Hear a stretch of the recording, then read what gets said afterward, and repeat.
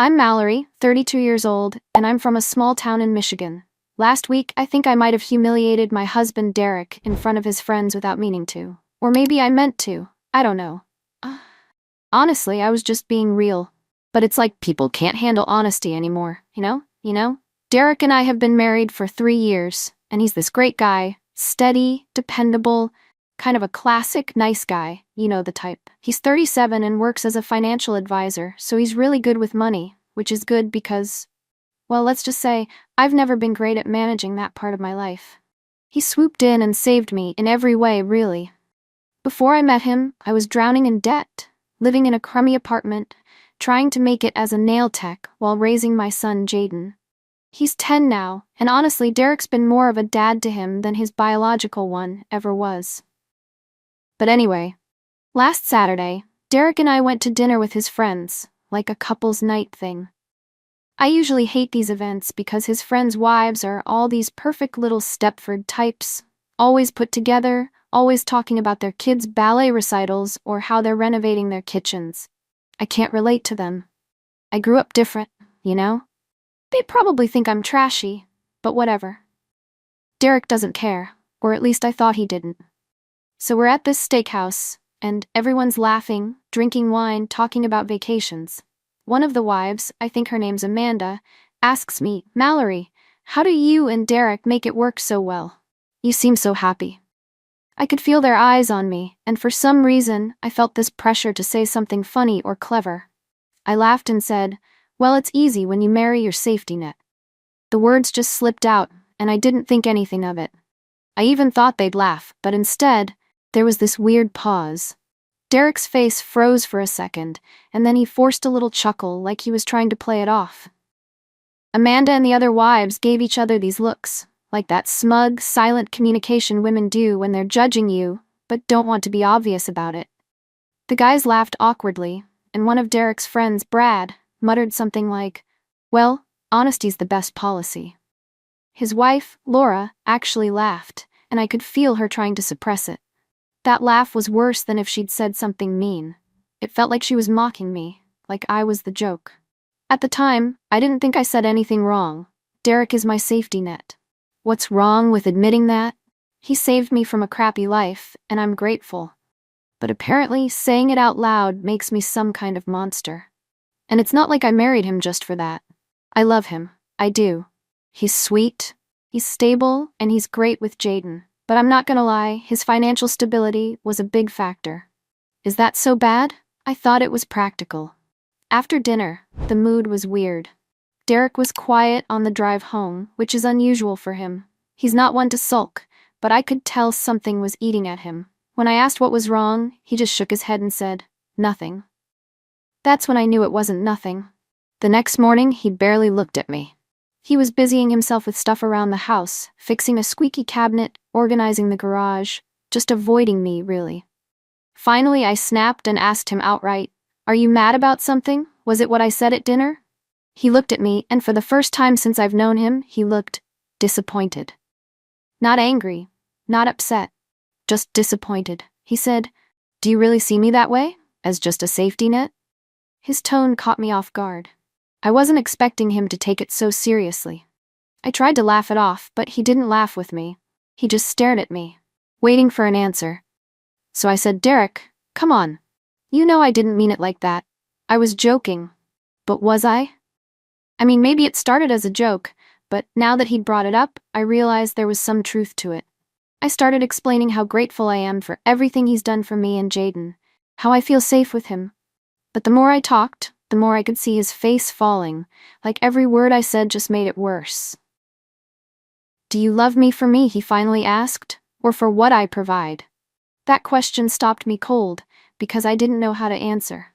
I love him, but is that enough? Isn't part of loving someone appreciating what they can give you, how they make your life better? I didn't think I was wrong to feel that way, but clearly he did. Derek didn't bring it up again after that morning, but things were tense. I could feel it in the way he didn't look at me the same, didn't hold me the same.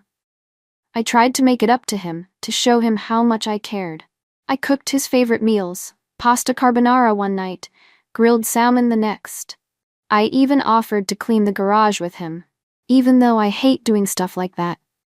But no matter what I did, there was this wall between us now, like he was seeing me differently. I kept replaying his question in my head. Do you love me for me, or for what I provide? I hated that he'd even asked that, because it felt like he was trying to catch me out, like he wanted me to say something wrong so he could be mad at me. But that wasn't fair. I do love him. He's kind, he's patient, and he's been there for me when no one else was. Isn't that love? Why does it matter what else comes with it? Still, I couldn't shake the feeling that I needed to prove it to him. So a few days later, when Jaden was at a friend's house, I sat Derek down after dinner. I put on my softest voice, my most apologetic face, and said, "Can we talk? I feel like you're upset with me, and I really hate this tension between us." He nodded, but his expression stayed guarded. "I'm listening." I started pouring my heart out, or at least what I thought he wanted to hear. "Derek, I love you. I mean that. You've been the best thing that's ever happened to me. I'm sorry if what I said at dinner hurt you. I was just nervous, trying to make conversation, and it came out wrong. You know me, I'm impulsive. I don't always think before I speak, but I swear I didn't mean anything by it." He sighed, like he wanted to believe me but couldn't quite get there. "Okay," he said slowly. "But I need to ask you something, and I want you to be honest." "Of course," I said, leaning in, trying to look as sincere as possible. "Why don't you want to have another child?" That question hit me like a punch in the gut. I wasn't expecting it. "What?" I asked, stalling. "You've always said you don't want another baby," he went on, his tone calm but firm. "But you had Jaden with someone who left you." I stepped up. "I've been a father to him. Why wouldn't you want to have a child with me?" My heart started pounding. I didn't know how to answer without making things worse. The truth is, I never wanted to be a mom in the first place.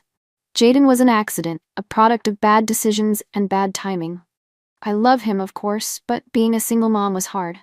And now, with Derek providing everything we need, the last thing I want is to go back to sleepless nights and dirty diapers. I like my life the way it is now, comfortable, stable, easy. But I couldn't say that, could I? "I just think Jaden is enough," I said instead.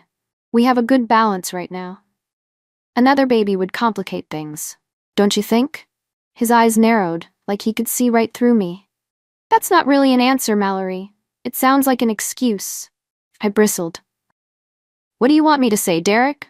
That I'm scared? That I don't think I can handle it? Because that's the truth. I've already been through it once, and it was hell. I don't want to do it again."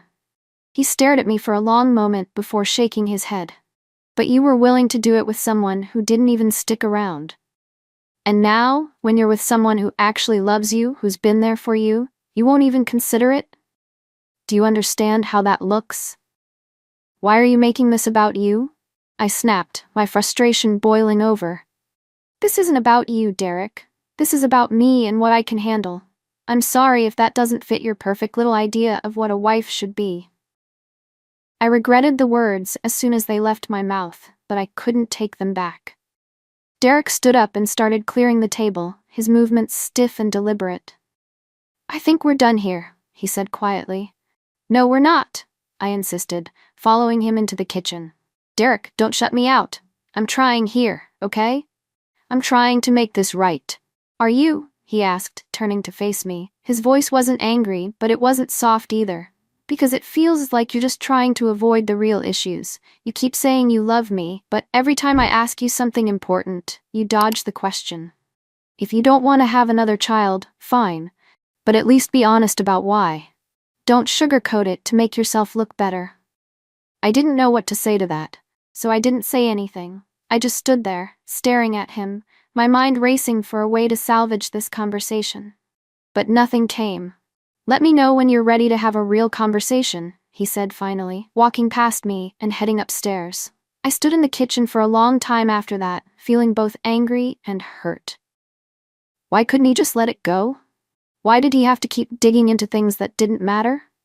I loved him. Wasn't that enough? That evening, as I sat on the couch scrolling through my phone, I couldn't shake the uneasy silence between Derek and me. He was in the kitchen, finishing the dishes, and every clink of a plate felt like another reminder that things weren't okay. I needed to do something, anything, to fix this. He was slipping away, and I couldn't let that happen. That's when it hit me. If words weren't enough, I'd show him. Actions speak louder, right? I'd plan something special to remind him how much I cared. A grand gesture. Something romantic and thoughtful that would blow him away. I opened my favorite shopping app and started scrolling. Jewelry, fancy watches, tickets to a concert he mentioned months ago. I was adding everything to my cart. Then I thought bigger. Why not book a weekend getaway? Somewhere fancy, somewhere we could reconnect. It'd be perfect. Sure, it cost a bit, but Derek always said money was meant to be enjoyed, and this was for us. I found a resort that looked amazing. Ocean views, a spa, the works. I booked the room and added a couples massage. Then I went back to my cart and checked out the rest of the gifts. A designer wallet, some luxury cologne, and a set of noise-canceling headphones he'd been eyeing. It was expensive, sure, but it'd all be worth it once he saw how much I cared. Not 10 minutes later, Derek walked into the living room, his phone in hand. His expression wasn't angry, but it wasn't happy either. It was that tired, annoyed look he'd been giving me lately. The one that made me feel small and defensive. "What's wrong?" I asked, playing dumb. He held up his phone. "Did you just spend $200? My stomach sank. I forgot he got notifications for purchases on our shared account. "It's a surprise," I said quickly. "For you, for us." He exhaled sharply, shaking his head. "Mallory, we just had a conversation about priorities, and now you're blowing thousands of dollars on... What? A surprise?" I crossed my arms, instantly on the defensive. "It's not just a surprise, it's an investment in our relationship. I booked us a weekend getaway, and I got you a few things I thought you'd love. I'm trying to make things right, Derek." His laugh was short and humorless. "With my money?" That stung. "Our money," I corrected, though it came out weaker than I intended. "We're married, Derek. What's yours is mine." He dropped his phone on the coffee table and sat down, rubbing his temples. "Mallory, do you even hear yourself? You think spending thousands of dollars on gifts is going to fix this? Do you think that's what I want?" "Yes," I blurted, frustrated. "You've been so cold and distant since dinner. I'm trying to show you that I love you. I thought you'd appreciate the effort." He looked up at me, and the exhaustion in his eyes made me feel about 2 inches tall. "Effort?" he repeated. "Mallory, effort would have been sitting down with me and actually talking about what's been bothering me. Effort would have been listening instead of throwing money at the problem and hoping it goes away. This isn't about gifts or vacations, this is about us. And every time I try to get to the root of it, you deflect or spend money."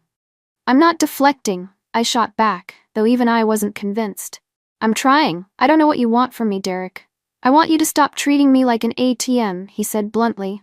"I want to feel like your husband, not your paycheck. Do you even understand how that feels?" "That's not fair," I said, my voice cracking. "You knew who I was when you married me. You knew I wasn't good with money, but you married me anyway. And now you're holding it against me?" "I'm not holding it against you," he said quietly. "I'm asking you to grow up." That hit harder than I expected. My face burned and my eyes welled up, but I refused to let him see me cry. "Wow," I said, my voice dripping with sarcasm. "So now I'm immature? Great. Good to know what you really think of me." He sighed again, leaning back against the couch. "Mallory, this isn't about maturity. It's about respect. I feel like I'm the only one who's putting any thought into our future. I'm the one saving, planning, worrying, and you're spending thousands of dollars without even talking to me about it. How am I supposed to feel?" I didn't have an answer. I wanted to yell, to scream that he was being unreasonable, that he was blowing this way out of proportion. But deep down, I knew he had a point. I just couldn't admit it. Not out loud. Instead, I stood up and said, "Fine, I'll cancel the trip, return the gifts. Happy?" He didn't say anything, which only made me angrier. "You're impossible," I snapped, storming upstairs. As I lay in bed that night, staring at the ceiling, I felt the weight of everything pressing down on me. Derek didn't understand. He didn't see how hard I was trying. All he saw were my mistakes, my flaws. And maybe I wasn't perfect, far from it, but wasn't marriage supposed to be about loving someone despite all that? Why couldn't he just let me be who I was? The morning after our last fight, I woke up to an empty bed. Derek was already downstairs, which wasn't unusual. He was an early riser, but something about the silence in the house felt heavier than usual. I padded down the stairs, still in my pajamas, and found him sitting at the dining table, his laptop open, his phone next to his coffee cup. He barely glanced up when I entered the room. "Good morning," I said, trying to sound casual, like everything was fine. It wasn't, and we both knew it. "Morning," he said without looking at me. I poured myself a cup of coffee and hovered near the table, waiting for him to say something, anything. But he didn't. He just kept typing, his focus locked on the screen. It was like I wasn't even there. "Are we still not talking?" I asked finally, breaking the silence. "I'm busy," he replied, his tone flat. I wanted to scream. I hated how distant he'd become, how cold. This wasn't the Derek I married. The Derek who used to kiss my forehead every morning, who used to make me feel like I was the most important person in his world. But instead of confronting him again, I sipped my coffee and walked back upstairs, telling myself he'd come around eventually. Later that afternoon, I was scrolling through my phone, trying to distract myself from the tension, when a notification popped up from Jaden's school app. It was a reminder about an upcoming parent-teacher conference, and my stomach twisted. Jaden's biological dad, Matt, hadn't been in the picture for years, but every once in a while his name would pop up in my head, uninvited, like now. I knew I shouldn't, but I opened my email and searched for his name. It was there. A thread of old unanswered messages from him. He'd reached out a few times over the years, asking about Jaden, offering vague apologies for disappearing. I never responded. But lately, with everything going wrong between me and Derek, I'd been thinking about Matt more than I should. A few weeks ago, in a moment of weakness, I'd replied to one of his emails. Nothing major, just a short note letting him know Jaden was doing fine. But that one email turned into a conversation. Matt told me he'd cleaned up his act, gotten a steady job, and wanted to contribute financially to Jaden's life. He said he regretted how things ended between us and wanted to make amends. I hadn't told Derek about any of this. I knew he wouldn't take it well, especially considering how much he'd done for Jaden over the years. Derek had been the one who stepped up, who played the role of father without hesitation. But part of me felt justified in keeping it to myself. Matt was Jaden's biological dad, after all, and maybe having him back in the picture wouldn't be such a bad thing. Still, I couldn't shake the guilt. Every time Matt's name popped up on my phone, I'd glance over my shoulder, half expecting Derek to catch me, but he never did. He was too preoccupied with his own thoughts to notice. That evening, Derek came home from work earlier than usual. He walked straight past me without a word and headed upstairs. I assumed he was still mad about the spending, so I didn't press him. But about an hour later, as I was loading the dishwasher, he came back downstairs holding my phone in his hand. "What's this?" he asked, his voice calm but icy. I froze. "What's what?" He held up my phone. The screen lit up with an email notification from Matt. My heart sank. I hadn't even realized I left my phone upstairs. "Who's Matt?" he asked, though I could tell he already knew. I hesitated, scrambling for an explanation. "He's Jaden's dad. I've been in touch with him recently." Derek's jaw tightened. "Why?" He reached out. I said defensively. "He said he wants to help out financially. I didn't think it was a big deal." "Not a big deal?" Derek repeated, his voice rising. "You've been talking to the man who abandoned you and your son behind my back, and you don't think that's a big deal?" I opened my mouth to respond, but he cut me off. "Did you ask him for money?" "What?" I said, taken aback. "No, of course not." "Then what are these?" He scrolled through the emails and held the phone out to me. There they were. Messages from Matt where he offered to send money, and my replies thanking him and giving him details about Jaden's needs. My face burned as I realized how bad it looked. "I didn't ask," I said weakly. "He offered. I thought it might help take some of the pressure off you." Derek laughed, but there was no humor in it. "Pressure? Mallory, I've never once complained about taking care of Jaden. Not once. You know why? Because I love him. He's my son in every way that matters. And now you're going behind my back, bringing this guy into our lives. What? So you can feel less guilty about him not being around?" "That's not fair," I snapped. "You don't understand what it's like, raising a kid on your own, feeling like a failure because the person who helped you create them walked away. I didn't do this to hurt you, Derek. I was just trying to. To what? Fix things? He interrupted. Because all you've done is make everything worse. I stood there, stunned, as he shook his head and walked out of the room. A few minutes later, I heard the door slam. He didn't come home that night. The next morning, I woke up to find Derek still gone. My stomach churned as I tried to piece together what to do next. Should I call him? Apologize? Pretend like none of this had happened? I couldn't decide, so I just sat there, scrolling through my phone, waiting for some kind of sign. It came in the form of a knock at the door. I opened it to find a man in a suit holding a stack of papers. "Mallory Jensen?" he asked. "Yes," I said hesitantly. "These are for you," he said, handing me the papers before turning and walking away. I closed the door and stared at the envelope in my hands. My name was printed neatly on the front, and inside, the words petition for divorce stared back at me. For a moment, I couldn't breathe. My chest tightened as I flipped through the pages, scanning words like irreconcilable differences and division of assets. This wasn't happening. Derek wouldn't do this. He couldn't. We were just fighting. Married couples fought all the time. This wasn't how it was supposed to end. But as I reached the last page, my heart sank. There, in Derek's unmistakable handwriting, was his signature, dated the day before. I sank onto the couch, the papers trembling in my hands. For the first time, I realized I might have pushed him too far, and now there was no fixing it. I sat there for what felt like hours, staring at the papers, my hands trembling. The words blurred together. Irreconcilable differences, division of assets, custody discussions. Derek wasn't playing around, he was really leaving me. My mind raced, trying to grasp what this meant. Divorce. Being alone again. No Derek. No safety net. No life as I knew it.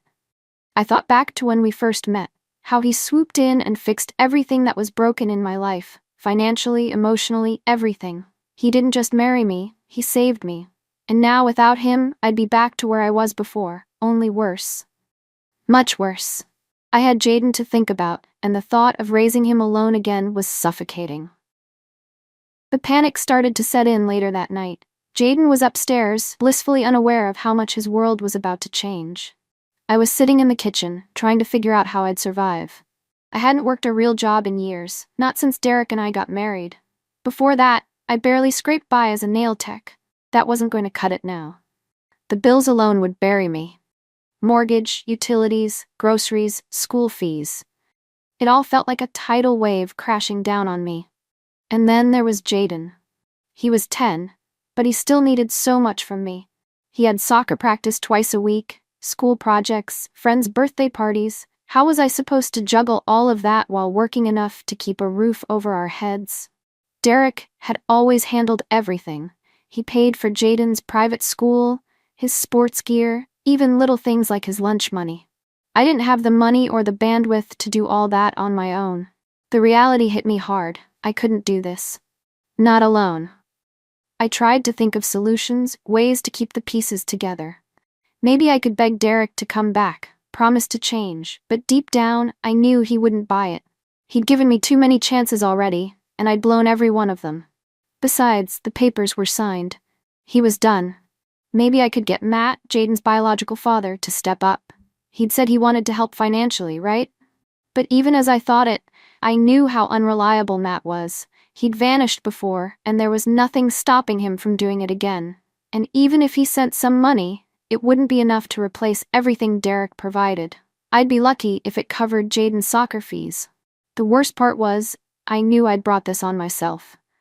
Derek had given me everything. His love, his patience, his financial stability, and I'd taken it all for granted. I spent money like it was endless, ignored his feelings, and brought Matt back into the picture without even considering how it would hurt him. I kept telling myself I'd fix things, but I never did. And now, I'd lost the one person who made my life bearable. The days that followed were a blur. Derek moved out almost immediately, leaving me with the house and the bills. At first, I thought that was a good thing. At least Jaden and I wouldn't have to move. But then the utility bills started rolling in, and I realized just how much Derek had been paying for. The mortgage alone was more than I used to make in a month as a nail tech. I tried calling the bank to see if I could refinance, but they said I didn't qualify without Derek's income. Meanwhile, I started looking for work. I applied to a dozen jobs: retail, office assistant, even going back to doing nails. But nothing paid enough to make a dent in our expenses. The few interviews I did get were disasters. I'd been out of the workforce for too long, and it showed. Employers wanted experience, skills, and availability I just didn't have. And then there was Jaden. Being a single mom was just as overwhelming as I remembered. He needed help with his homework, rides to and from practice, and attention I was too drained to give. I snapped at him more than I should have, and every time his face crumpled, guilt stabbed me in the chest. Derek had been the buffer. He was the calm, patient one who kept our family running smoothly. Without him, I was floundering. One night, after I put Jaden to bed, I sat down at the kitchen table and looked at the stack of bills in front of me. The numbers didn't add up. I had less than $500 in my checking account, no income coming in, and no idea how I was going to keep the lights on, let alone pay the mortgage. I thought about calling Derek, asking for help, but the idea made me sick to my stomach. How could I ask him for anything after everything I'd done? For the first time in years, I felt truly hopeless. I had no plan, no backup, no one to lean on. All the years I spent relying on Derek had left me completely unprepared for this. I'd always thought he'd be there to catch me if I fell, but now I was falling, and there was nothing below me but hard ground. The next day, I dropped Jaden off at school and sat in the car for a long time, staring at the steering wheel. I thought about everything Derek used to say, that I needed to take responsibility, that I needed to grow up. I hated him for saying it at the time, but now I could see he was right. I'd been selfish and impulsive, always putting my wants ahead of our needs. And now, I was paying the price. By the end of the week, I made the hardest decision of my life. I had to sell the house. It was the only way to get out from under the mountain of bills. I called a real estate agent and started the process, even though the thought of leaving the home Derek had built for us made me want to cry. I also reached out to my mom, who lived 2 states away, to see if Jaden and I could stay with her while I got back on my feet. She said yes, but I could hear the hesitation in her voice.